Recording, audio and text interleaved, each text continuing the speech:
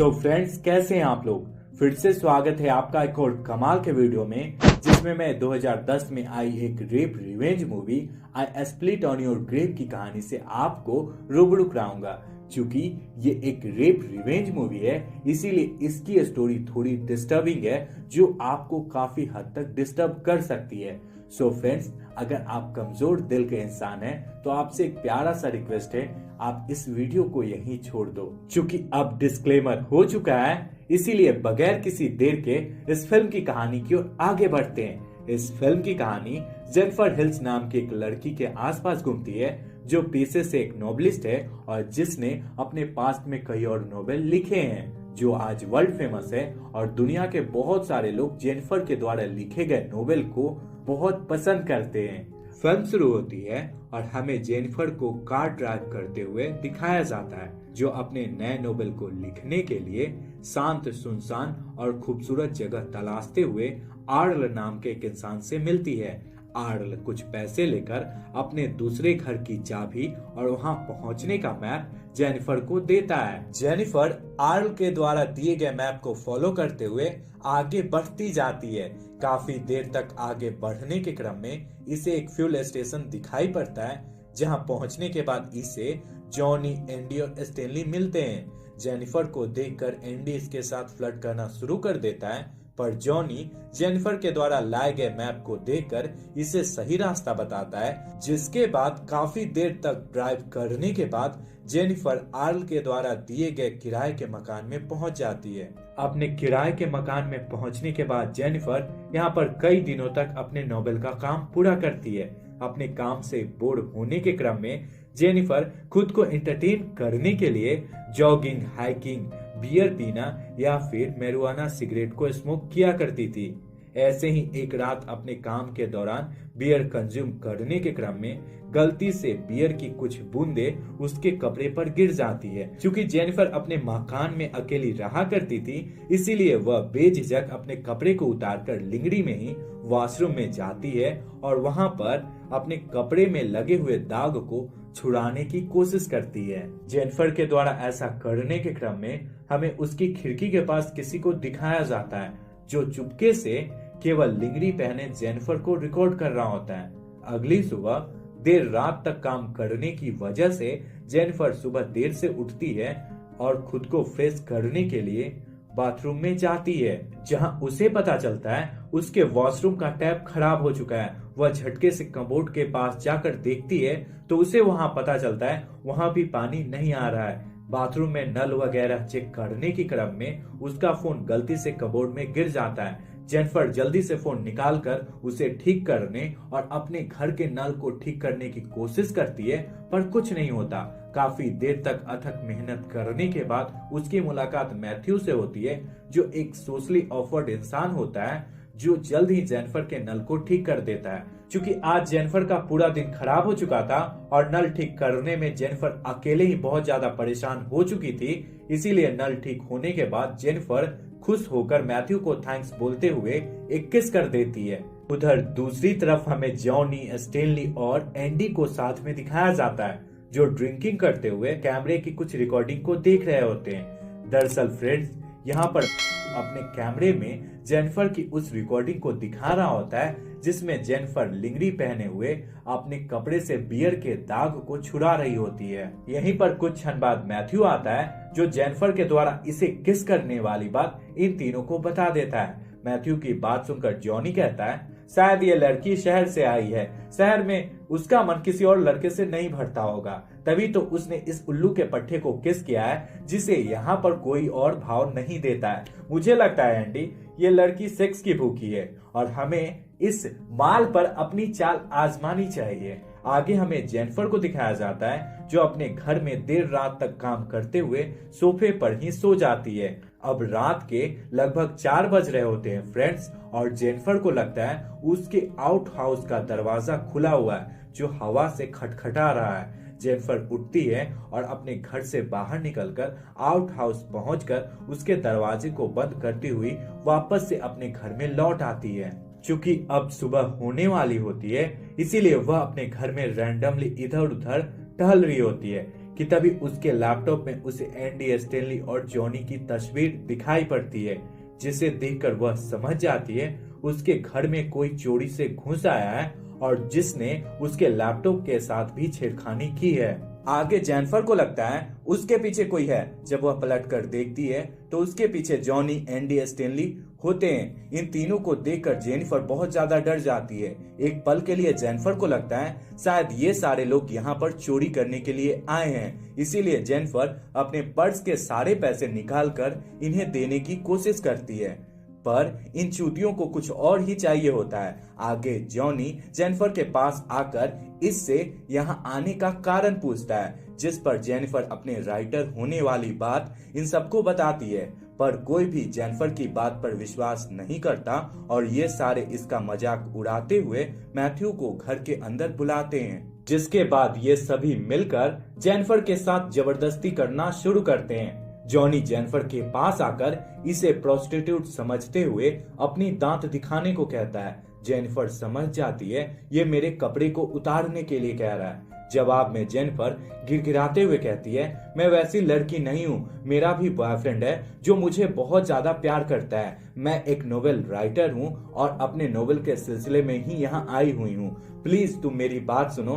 Boyfriend वाली बात सुनकर ये लोग फिर से ठहाके लगाकर हंसने लगते हैं, जिसके बाद जॉनी कहता है अगर तुम्हारे पास बॉयफ्रेंड है तो तुम्हें वो सारी चीजें तो जरूर आती होंगी जो लड़कियां अपने बॉयफ्रेंड के साथ करती हैं। इतना कहकर जॉनी अपना गन निकालता है, जिसे देखकर जेनिफर बहुत ज्यादा डर जाती है और रोते हुए अपनी मुंह में दोनों हाथों के फिंगर को डालकर अपने दांतों को दिखाती है, जिसे देखकर ये सारे हबसी कुत्ते फिर से हंसने लगते हैं और जॉनी अपने हाथ में पड़े हुए गन को जेनिफर के मुंह में डालकर गन को ब्लो जॉब देने को कहता है। जेनिफर शुरू में मना करती है। जेनिफर को मना करते देख एंडी माचिस की तीलियों को जला जलाकर जेनिफर की ओर फेंकने लगता है, जिसे डरकर जेनिफर रोते गिड़गिड़ाते जॉनी की गन को शक करना शुरू करती है। अभी भी इन कुत्तों का आतंक खत्म नहीं होता। आगे इन्हें जेनिफर के घर में बियर की कुछ बोतलें दिखाई पड़ती है, जिसके बाद ये जेनिफर को जबरदस्ती बियर पीने को कहते हैं। जेनिफर डरते डरते बियर भी पीती है।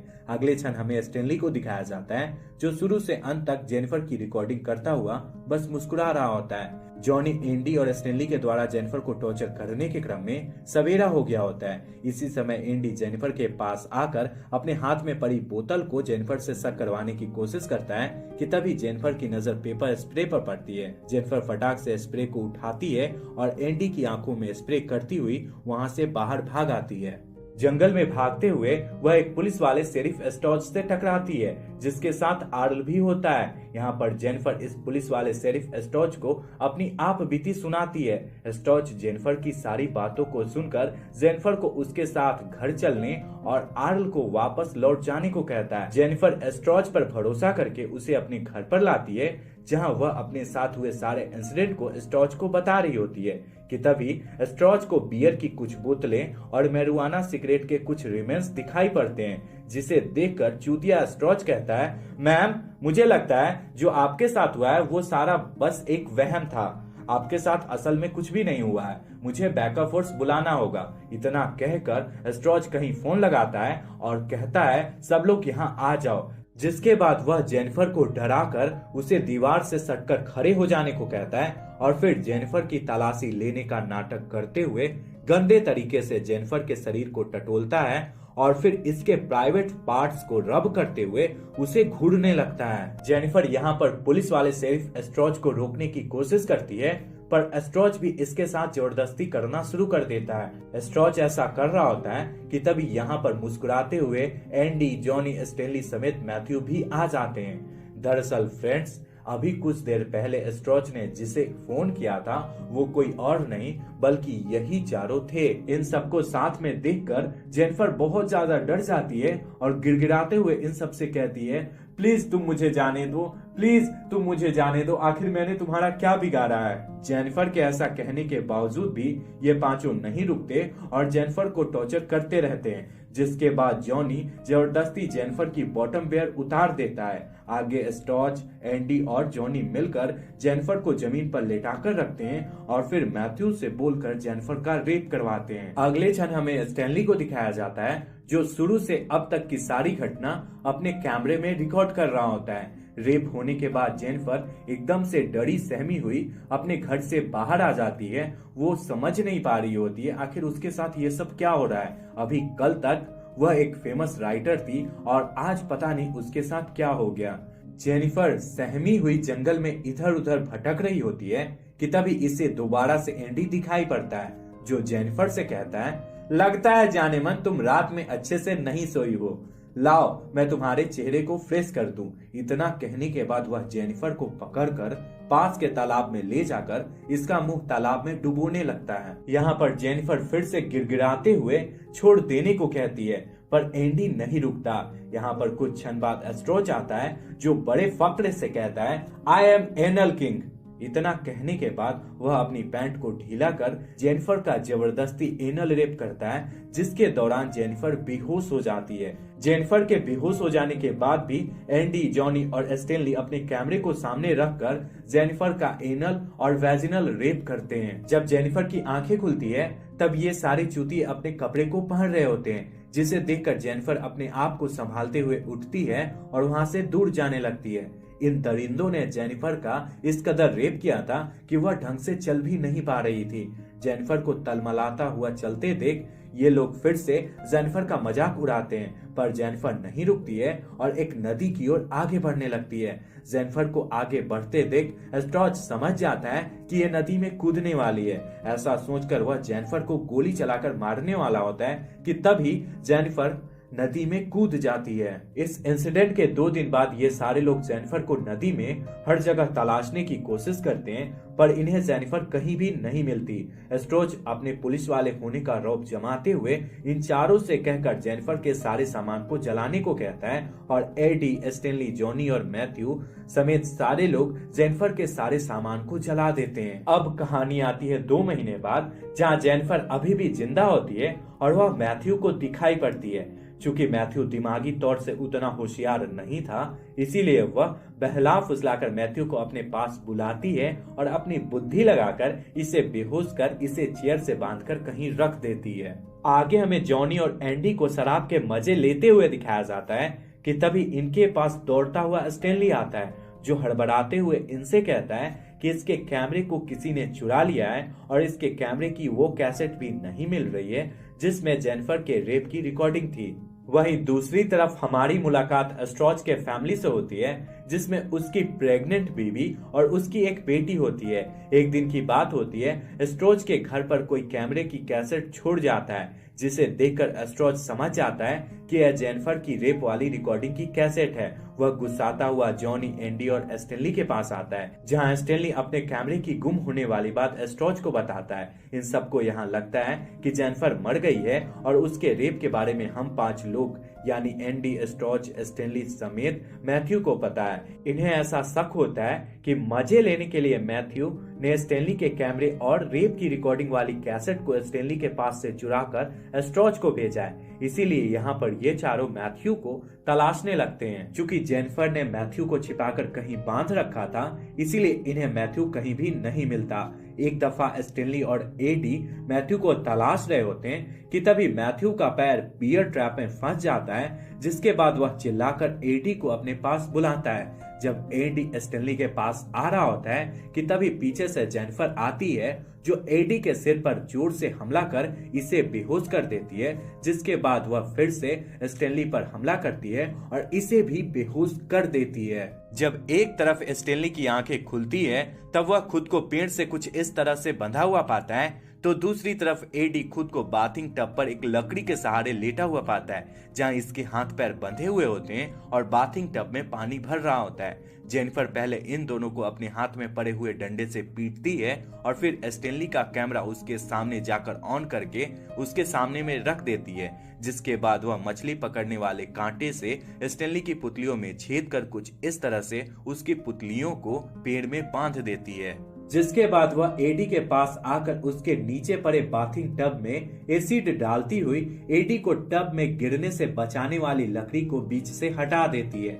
यहाँ पर एडी जेनिफर के सामने गिड़गिड़ाता हुआ छोड़ने की भीख मांगता है, जिस पर जेनिफर कहती है, तुमने ही ना मेरे चेहरे पर जलती हुई माचिस की तीलियां फेंकी थी, अब तुम्हारे चेहरे समेत तुम्हारा क्या होगा तुम समझ लेना।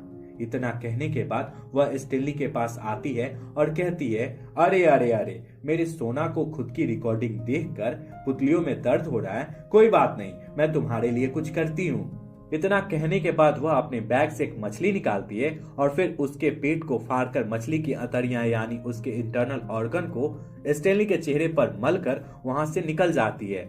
बीच की लकड़ी निकल जाने के कारण एडी काफी देर तक खुद को बैलेंस बनाकर टब से दूर रखता है, पर आखिरकार वह थक कर एसिड वाले पानी में गिर जाता है, जिस वजह से उसका चेहरा जलने लगता है और काफी देर तक एसिड में रहने की वजह से उसकी मौत हो जाती है। उधर दूसरी तरफ मछली की अतड़ियां चेहरे पे लगे होने के कारण बहुत सारे कौवे स्टेनली के पास आ जाते हैं, जो अपनी चोंच से स्टेनली की आंखें फोड़कर उसकी आंखें और उसकी चमड़ी को खींच खींच कर अपना पेट भरने लगते हैं, जिस वजह से स्टेनली भी मर जाता है। इन दोनों के मर जाने के बाद जेनिफर भड़कीले कपड़े पहनकर अपने गेटअप को चेंज कर वही फ्यूल स्टेशन पर जाती है जहां जेनिफर की पहली मुलाकात स्टेनली, जॉनी और एडी से हुई थी।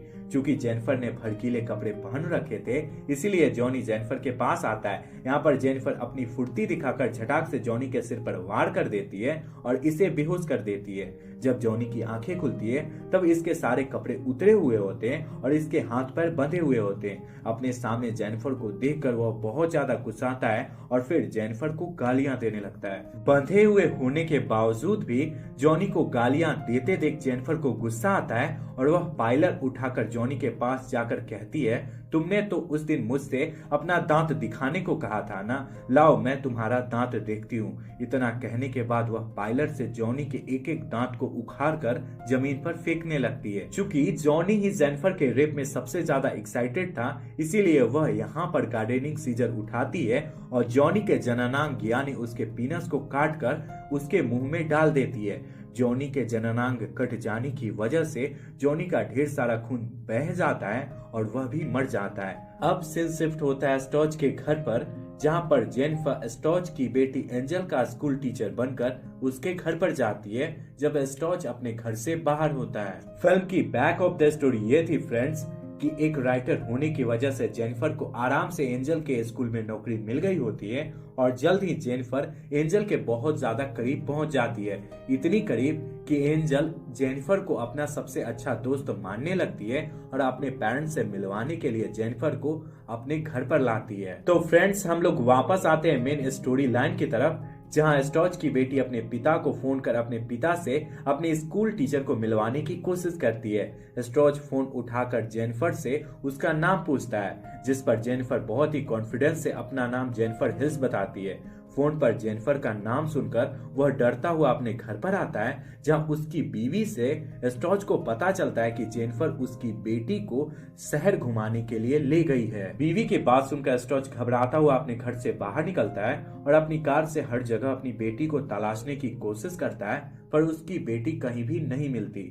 थक हार कर जब वह अपनी गाड़ी में बैठा हुआ होता है तो पीछे जेनिफर होती है, जो स्टॉच पर हमला करके उसे बेहोश कर देती है। और जब स्टॉच की आंखें खुलती है तो उतरी हुई पैंट्स के साथ उसके हाथ पैर एक चेयर से बंधे हुए होते हैं और उसके पिछवाड़े में उसी की गन लगी हुई होती है। यहीं पर जेनिफर होती है, जो गुस्साते हुए कहती है, तुम एनल किंग हो ना, तो भुगतो। इतना कहने के बाद वह स्टॉच को उसके ही गन से टॉर्चर करना शुरू कर देती है, जिसके बाद वह गन की ट्रिगर को एक रस्सी से बांधकर रस्सी के दूसरे छोर को सामने पड़े कुर्सी पर पड़े मैथ्यू के हाथ में बांध देती है, जिसके बाद वह मैथ्यू को जगाकर वहां से चली जाती है। और जब मैथ्यू की आंखें खुलती है तो हड़बड़ी में उसके हाथ में बंधी हुई रस्सी खिंच जाती है, जिस वजह से स्टॉच के पिछवाड़े में लगी हुई गन चल जाती है। स्टॉच के पिछवाड़े में लगी हुई गन की गोली स्टॉच के पूरे शरीर को चीरते हुए उसके मुंह से निकलकर मैथ्यू के सीने में लग जाती है और ये दोनों यहीं पर मर जाते हैं। चूंकि जेनिफर ने अपने सारे दुश्मनों को खत्म कर दिया होता है,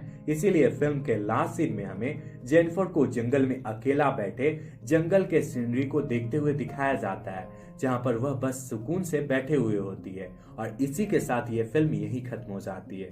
इस फिल्म के 3 और पार्ट्स हैं फ्रेंड्स, और अगर आप चाहते हो आप इसके तीनों पार्ट्स की भी एक्सप्लेनेशन देखो तो भैया इस चैनल को सब्सक्राइब कर लो। और आपसे एक प्यारा सा रिक्वेस्ट है, अगर आपको ये वीडियो पसंद आई है तो प्लीज इस वीडियो को लाइक कर प्यारा सा कमेंट एक कर देना। और बाद बाकी इसी तरह की वीडियो को देखने के लिए आप स्क्रीन पे आ रही वीडियो पर क्लिक कर सकते हो। तो फ्रेंड्स वीडियो यहीं तक था, पूरा वीडियो देखने के लिए ढेर सारा धन्यवाद।